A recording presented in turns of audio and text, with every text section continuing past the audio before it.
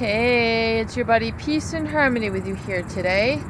Zooming in on the topic of the covert narcissist, and one of their traits, one of their control tactics and manipulation strategies is essentially one of abandonment. This is one of the most hurtful, this is one of the most confusing, and this is one that really truly leads to much of the depersonalization that the victims of covert narcissist abuse feel. And remember, covert narcissists really do abuse by neglect. So, much more so than their counterparts, the overt narcissist. So, what do I mean by abandonment? Abandonment in terms of communication. Abandonment in terms of affection. Abandonment in terms of validation, positive mirroring of one's identity. In fact, the covert narcissist has such a degree of withholding of some of the most basic human qualities which we've just described.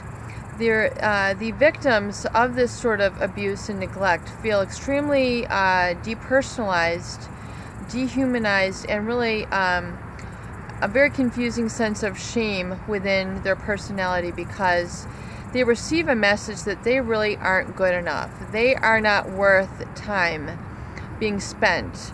They are not even worth acknowledging, speaking to, providing subsistence for. So oftentimes the covert narcissist appears to be present, but in many ways they really do abandon the people in their environment. And John Bradshaw, a wonderful, tremendous author who has written a book called The Shame That Binds You, describes in a wonderful paragraph here, I'm just going to read a bit, which is called basically Abandonment and the Legacy of Broken Mutuality. Shame is internalized once one is abandoned. And abandonment is the precise term to describe how one loses one's authentic self and ceases to exist psychologically. Children cannot know who they are without reflective mirroring. Mirroring is done by one's primary caregivers and is one of the crucial first steps in parenting. So even though John Bradshaw is describing the relation of the covert narcissist to a child, the adults in their environment experience the same lack of mirroring attention as well, and really do experience it as sort of an abandonment, even though they're still in an active relationship.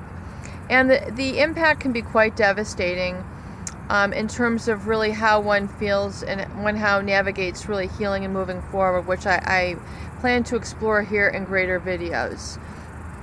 It is getting sunset here now, so until future videos, please take care, and I hope these videos help. Please share and please subscribe for more great tools, videos, discussions, and support.